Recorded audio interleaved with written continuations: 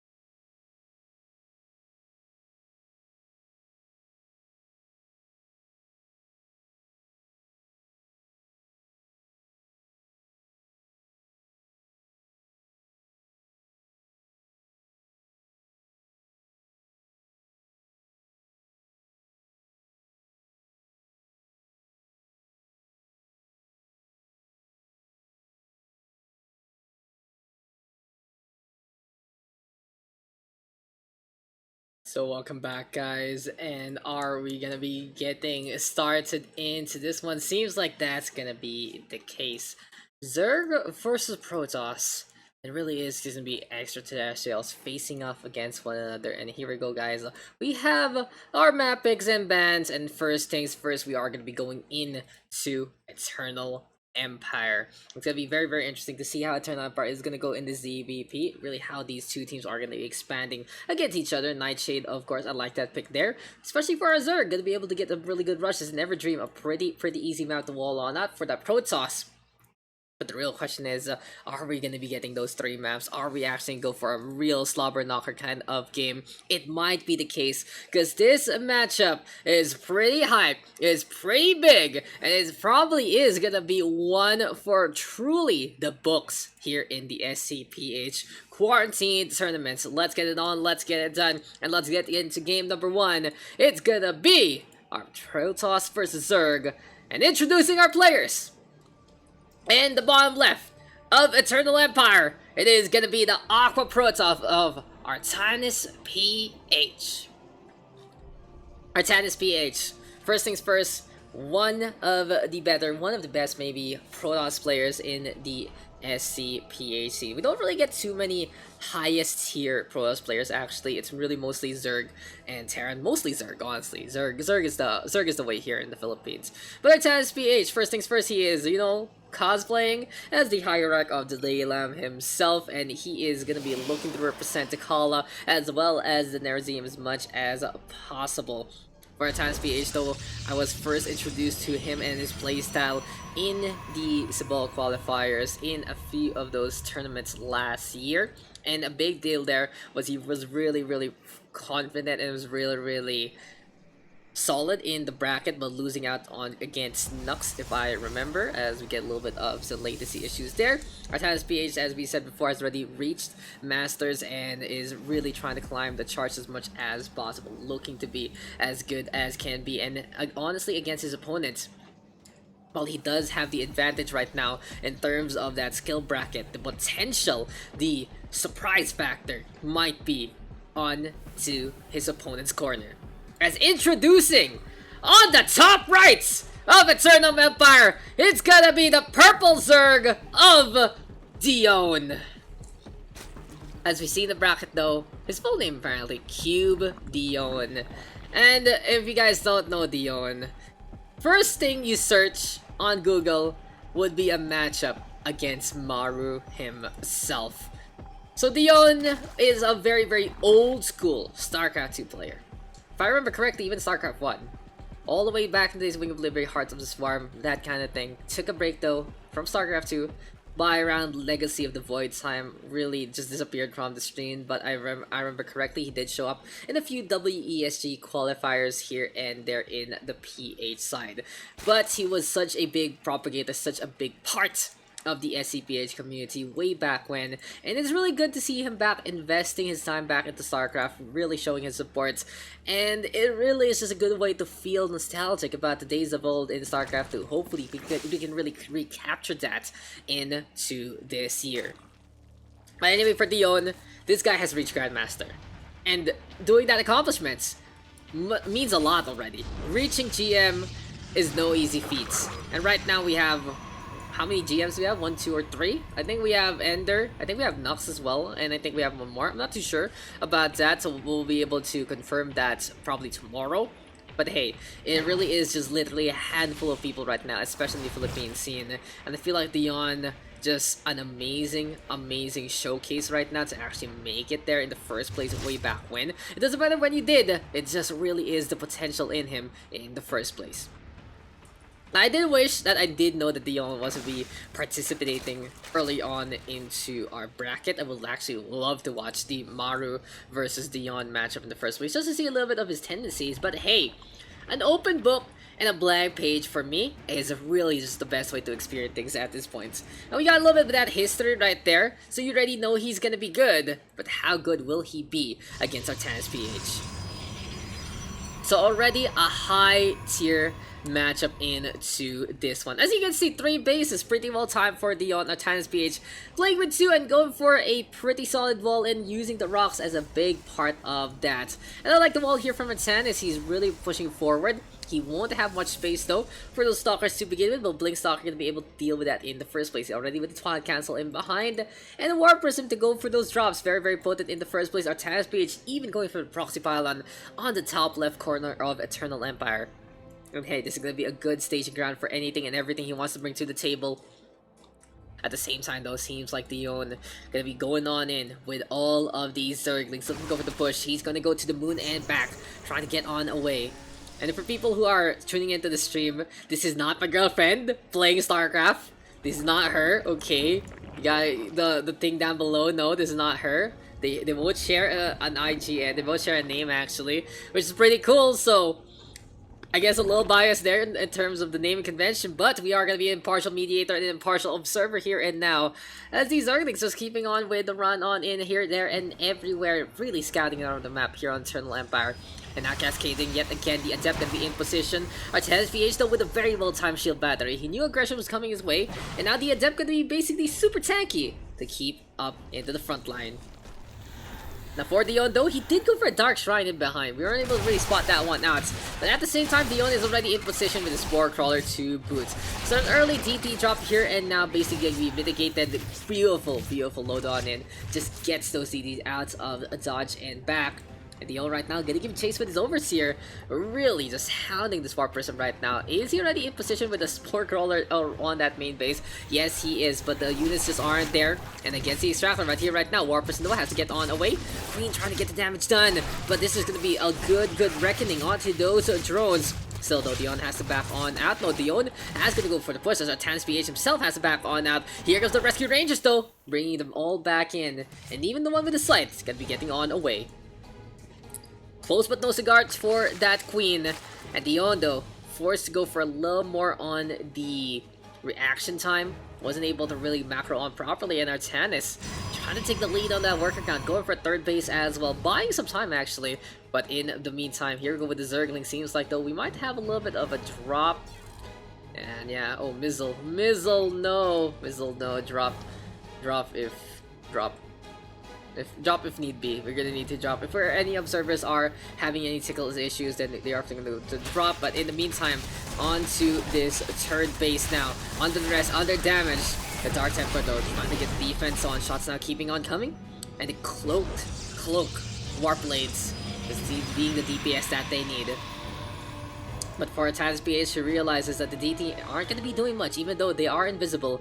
This time, invisibility is not invincibility, because the Overseer going to be in position as well. Very different change of pace right now into our matches. A charge and melee +1 and Carapace +1. And what coming on in here for Artanisph? Seems like he is going to go for a 3-base Spire play, but it is going to be taking a while. He's going for the range advantage as well. And into Nightshade, where apparently we go. Interesting, going to be all the way onto the top left, not anywhere with the infiltration. And it's just more and more harassment right now on the third base, trying to prevent this from going on up. But Dion, a bait and switch apparently. The Overseer gonna be looking to get in position right now onto the main base to get the scouting information, to get the sightlines that they need. And also like here for Dion, that there is just that backup Nihilus Swarm to begin with, to try and get the harassment into the front line. But Artanisph is already in position to try and defend. Puts up the Archon out in front, and with the funnel nature of the Nihilus Swarm, well, this is going to be a pretty steady tide that the Zealot should be able to tank up pretty well. There we go, gonna be only losing one. Lots of story going on down here for Dion though, having a lot of Zerglings in behind, 34 right here, right now, and what else is gonna be in production? Seems like it really is just gonna be a matter of Zerglings here and now, and gonna be a really late Baneling, comparing and considering the composition he's choosing in the first place. So yeah, it's interesting. It's a interesting way to go about things. As for Dion, he went for Roach. He went for the Hydra, but he's not really doing anything with it. He decides to go for the Baneling, and it is a little bit of, I guess, some ring rust right here, right now for Dion, because he's not as in tune to the execution of his build in the first place. He went for the Hydra and the Roach set at the same time, but when he really wanted to go for some Nidus play, but then he was like, I'm on 3 bases anyway, I'm gonna go for Mutas or something with Spire, maybe go into Hive as soon as the Infestation Pit is up, which is not. So it's a little weird right now for Dion, but it is working out for a little harassment onto that main base. But oh, this is a lot of Archons actually! Blue Balls of Fury going on to that third base, and they disappointing egg cycle there as the Hydra's trying to come alive. Not gonna happen. Banelings! Blowing on up onto one Archon! And Dion was not ready for this. GG gonna be called. Artanisph with the biggest shield in the world. And the Archons just glowing on away and will be able to take that first victory for the Protoss.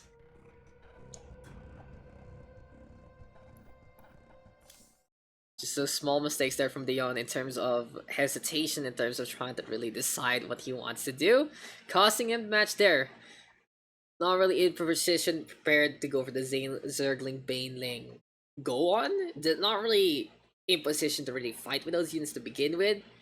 Tried to go for the Nidus, didn't really work out too much, and then with the Spire, nothing really came out of it. So it really just goes to show it takes a little bit to come back into your proper form. But you can really see the experience there from Dion. 3 bases so quickly, able to really bring the harassment on, able to really force Artanisph on the inside for so long. Really goes to show it's the marker of such a great player to begin with. And Dion is gonna have one more chance though. He is gonna have one more chance to try and turn things around and look to take it on to Nightshade. Now I feel like that's gonna be a better map here for Dion if he does like to go for the Zergling approach, if he likes to play such a speedy playstyle. Well, a map like Nightshade, having a very straightforward diagonal, gonna allow him to get to the opposing base a lot quicker, and it's not really too easy to wall in on Nightshade to begin with. But hey, these are our results so far, and we have gotten a victory there for our Protoss, Artanisph, with the win there on Eternal Empire, as we saw all those Banelings just pop their bubble onto one blue ball, and that is not worth. That is not worth whatsoever. Highly unfortunate, that's for sure. And you know, it is what it is, and it is how it goes sometimes, as we are going to be going into map number 2. Seems like though Artanisph is going to be looking to take a quick little break just to get things going in the meantime. Oh, what happened to Missile? Missile, where'd you go? Missile, where'd you go? We need you. We need you, bro. But hey, a lot of experience right now, a lot of showmanship between these two players, and you can really see that they are very familiar with one another. It really goes to show just how these things are going in the first place. And anyway, since we got Artanisph looking to wait on and Mizzle having a few issues, we'll take a quick little break just to fix up on the technical aspect. So we will be right back, guys, for game number 2. Stick around, as this is Dion versus Artanis. Another solid match here in the quarantine tournament number 2.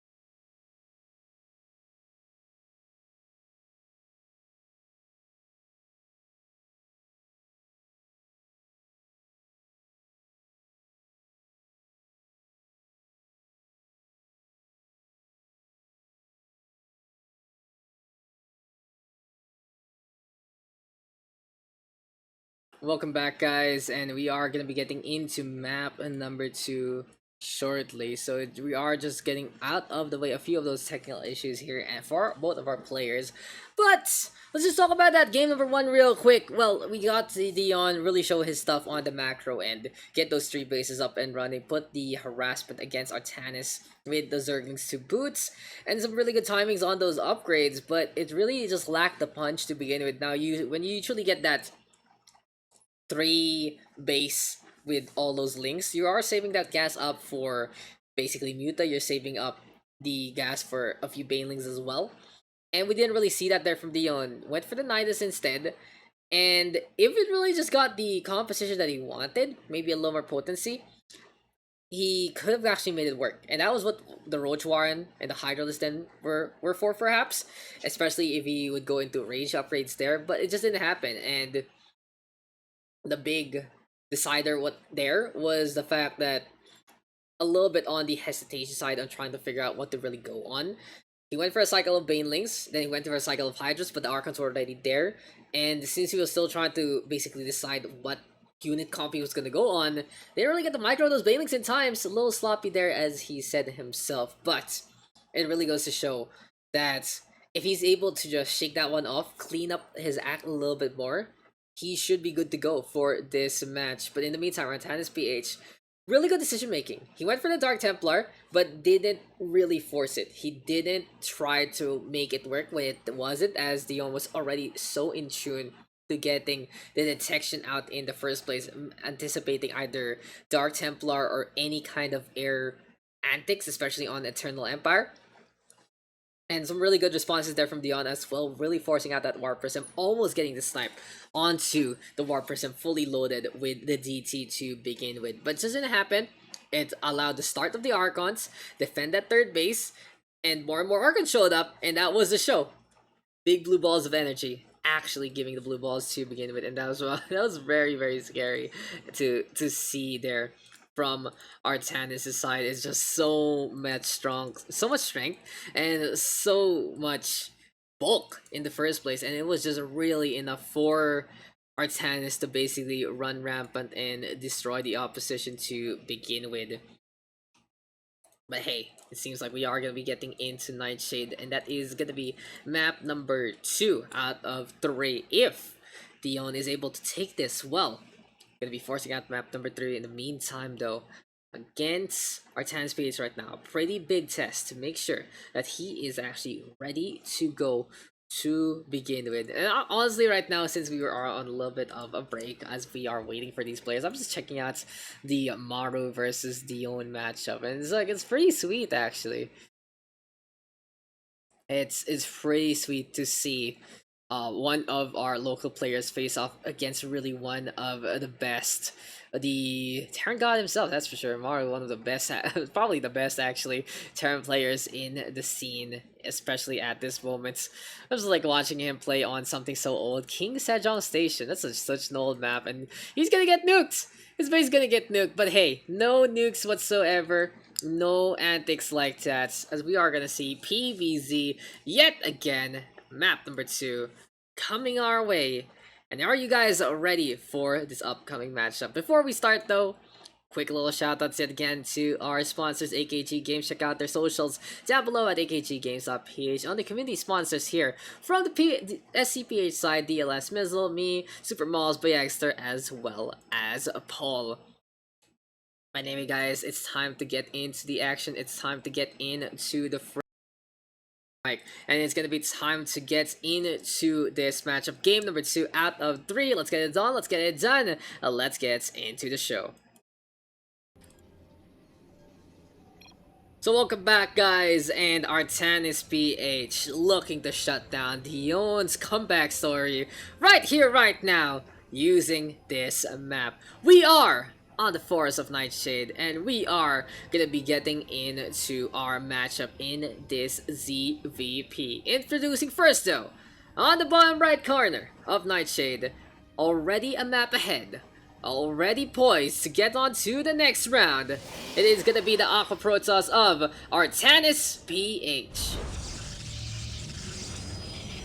and his opponents into this one. The top left gonna be covered in creep already.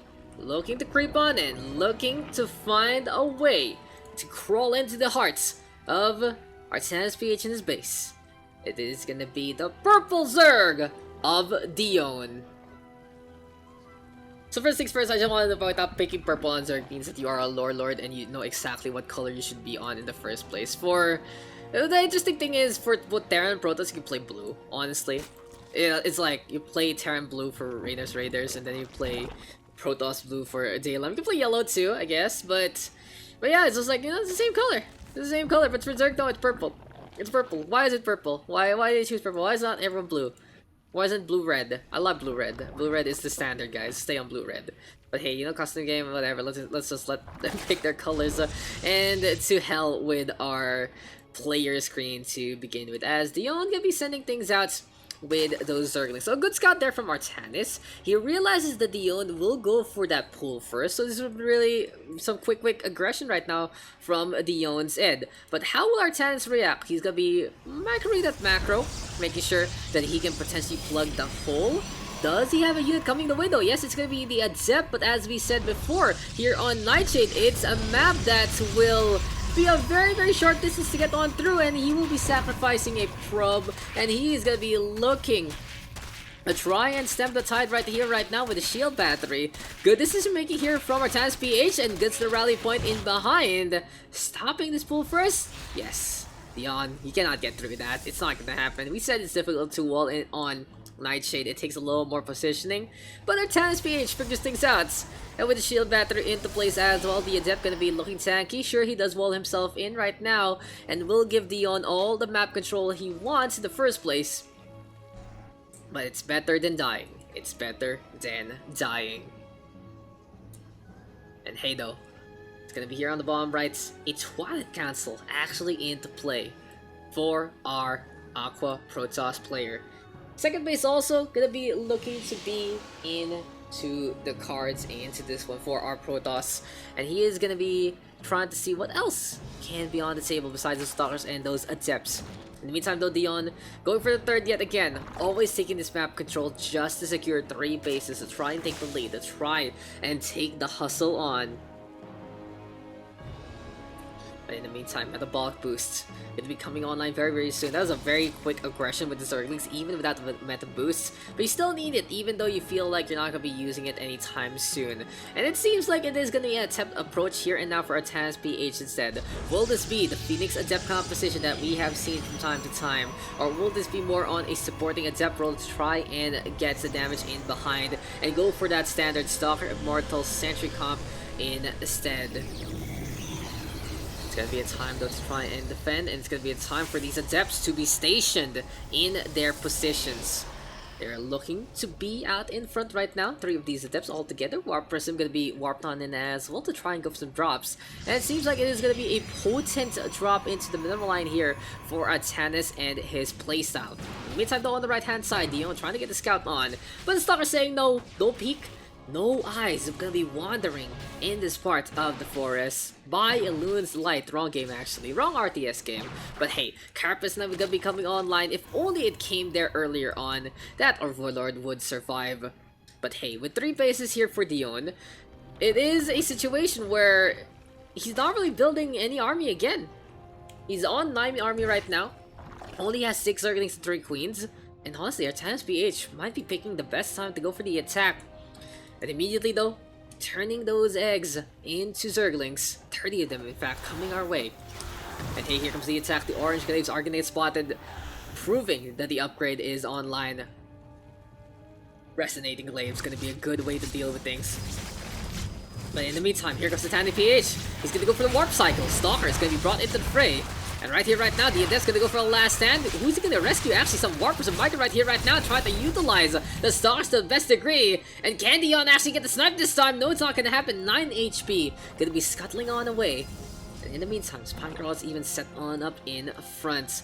So pretty quick reaction there from Dione, really going for a lot of different things yet again. And right here, right now, Zergling Baneling gonna be the comp that he's gonna be looking for. But hey, Artanisph with even more and more of these Adepts. Still not in with the Spire. Baneling's now trying to get in position to go for the hits. And that's a huge one there this time! Dion is able to make it count. Will be able to stem the tide, but hey, Artanisph is unrelenting. Now the Spine Crawler might want to run on away because this hatchery is pretty much done and dusted, pretty much cooked on up to begin with. In the meantime, Overlord trying to get the position onto Natural. Unfortunately though, he's not going to be able to fake any kind of drops with the Banes as he was too busy using them into the forefront instead. Big cycles though for both sides, and Artanisph is expending a lot of minerals and gas there to keep the pressure on. In the end, seems like Artanisph is going to be backing on out to try and get to the main base instead, becoming more and more of a surgical strike instead of a direct fight. Hey, the Zerglings now coming on back very, very quick, even off creep. There's some really good creep right here and now from Dion, allowing the transition to happen to the high ground very, very quickly. Artanisph is losing a lot of those Adepts, and can this Warp Prism survive? 5 HP this time, it's just not going to happen. And again with the peskiness, again with the action, again with the bother.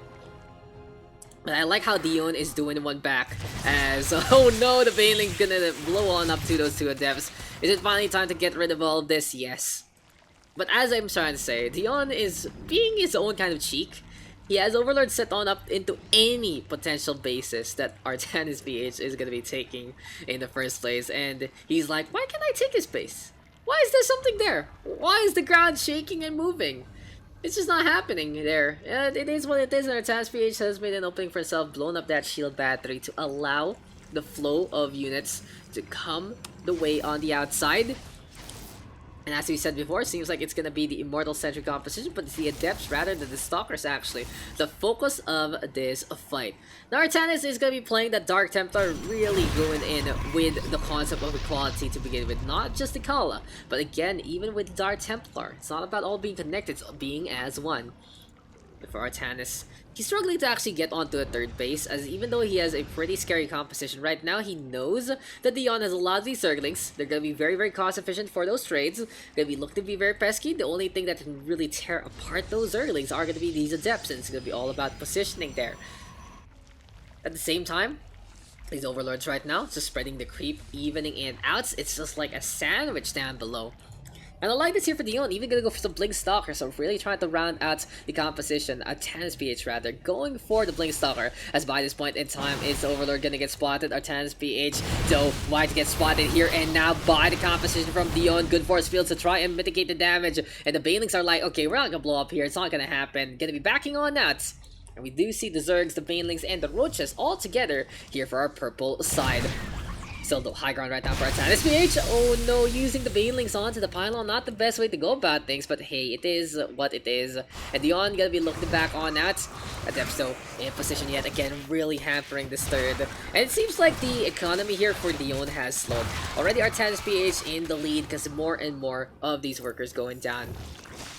7 workers to 3 in terms of that kill, so even though that Dion had 3 bases early on, hasn't really been making too many workers to begin with, he's been forced to use those egg cycles against the armies of Artanisph. And it seems like for Artanisph, he's happy about that one. No real economy here for Dion in terms of an overwhelming account. You'd want this Zergling right now. You want this Zerg Swarm to be on 4, maybe even 5 bases to begin with. But hey, again with the assassination play, again with the peskiness, a Dark Templar actually gonna be into the field here and now. And does Dion that this knows that this is coming. But in the meantime, Queens are gonna be in behind, really trying to give chase to any kind of Warp Prism play. And this third base yet again under duress. Anyway, though, +1 now coming online, and for Dion, he doesn't really have the opportunity to get mad at this. He doesn't have the opportunity to get tilted or to just call it GG here because of that 1-0 deficit.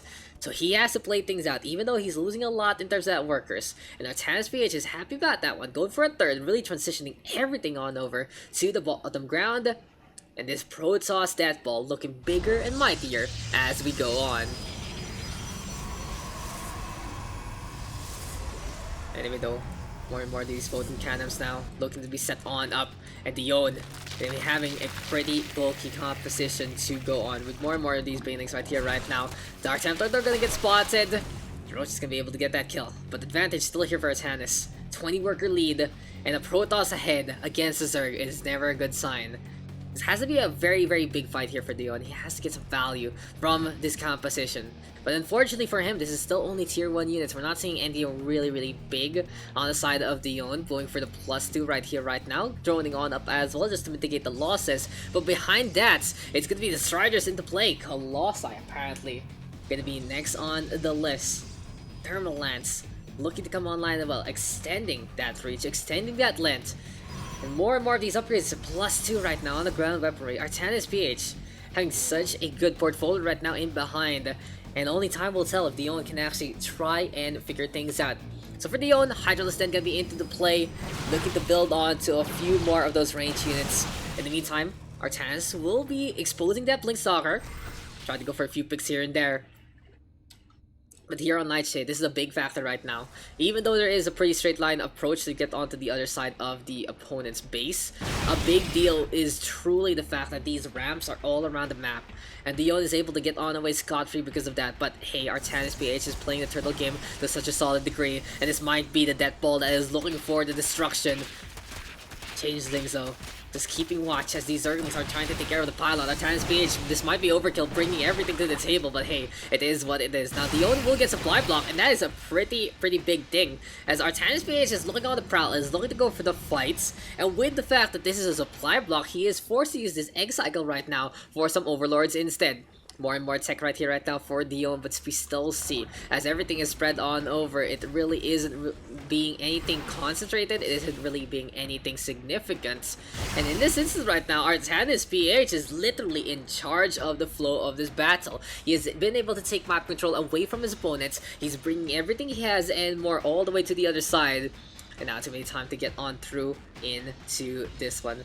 So apparently, guys, also we had a huge Korean tournament going on, but hey, right here, right now, it's gonna be time for a clash! Artanisph with those force fields, and here comes Dion yet again, going for a few pokes here and there. This might be a clash that might define the place of this game, and the force fields are absolutely huge, because the Banelings can't get on over. The Colossi protected. Artanisph with some really good ability usage right now, but oh no, the Strider's gonna get caught in behind, and there we go with the damage yet again. Artanisph losing out on the Colossi, but this is such a big number. Artanisph having the prime composition here of armor from the Protoss Death Ball. And the third base will go down. A fourth base here for Dion. Will it actually get spotted right now by Artanisph? Yes, he knows that that one is there, and it's time to mop the floor yet again. Things looking dire here for Dion. And really, gonna be such a big way to spoil the homecoming of the Zerg right now, as Artanisph has a comeback in full force. He is really looking to make it through. He is looking to make it over to the quarterfinals. He is looking to take this victory against such a tough opponent. And this is a big one, guys. This is actually going to be Artanisph now moving on forward onto the second. This matchup has not disappointed, but hey, you can really see it is such a big different thing if we haven't played StarCraft in a while. And even if you reach Grandmaster, you are going to be still put up to the ropes when someone is just so on point with their macro and with the style of the game today. But solid corrosive bile there from Dion, really making it rain. Using that high ground right now and going to be transitioning on to the outside. Very dangerous though for these Ravagers to be off creep. He wants to have the speed advantage, he wants to use those biles as much as possible to be efficient. And there we go with the catch, the Stalker's going to get the blink on in. The Ravagers is a lot softer than the Roaches to begin with. And it really is a slow game right here, right now from Artanisph. He's trying to go for the slow burn. He's trying to make sure that he can get these kills. But at the same time, he's losing some free units. Because there you go, High Templar gonna get caught by the Zergling run on by onto a potential fort. It's not happening. But in the meantime, it's a big roll all the way to the natural. And Artanisph has had enough. He's looking for the kill right here, right now. He's looking for the coup de grace. He's looking to just make Dion bleed. And GG's gonna be called. Artanisph gonna be moving on to our next round. Congratulations to him for taking on against Dion. Welcome back to Dion as well into the SCPH scene, and we hope to see you again soon for another tournament. But that is gonna be goodbye to our Zerg player and hello to Artanisph moving into the next round. There you go, guys, a big matchup ending in a pretty big way. The Protoss having the lead, using that lead all the way to the end. And you can really see that Dion tried as much as possible. Never gave up. Didn't call it quits after losing everything on that second, but he already knew that the writing was on the wall and it was very, very difficult to take that victory. It is what it is, though, and some really good timings there from Artanis. He did go for a very strong commit against the Zerglings. He was really bringing in all those adepts, and if I feel like if Dion was able to capitalize on that a little more, that could have been the show there, due to the fact that those warp cycles will take a little while to get another cycle on.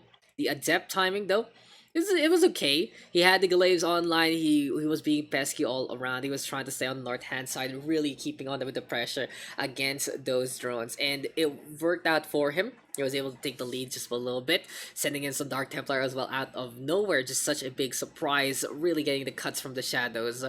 And that is all she wrote. From there on, for Dion got stuck with Zerglings, Banelings, and Roaches. Not the way you want to go against the Colossus, the Immortals. It's just not gonna happen whatsoever. And it is what it is, and it is going to be a victory there for Artanisph. Quick little recap though of our results yet again. Eternal Empire and Nightshade taken by our Protoss player. Everdream not gonna get played on out, and that was round number 3 of our bracket. So Artanisph apparently our first quarterfinalist here and now, as everyone else is still playing on. So in the meantime, guys, we will be right back. We'll be just making sure that we can get our games going. We are going to be looking to see what's going to be available as well, so don't go anywhere. This is the SCPH Quarantine Tournament number 2, brought to you by AKGK, CLSVizzle.com, and Daks. I'm Daks. So if you guys are just enjoying the SCPH action right now, feel free to just talk about it on the stream. What has been your favorite moment so far? And I'd love to hear what you guys think of what's been going on today. Thank you guys for joining. Thank you guys for tuning in. And I'll see you guys in just a bit to try and figure out what a round 4 matchup is going to be.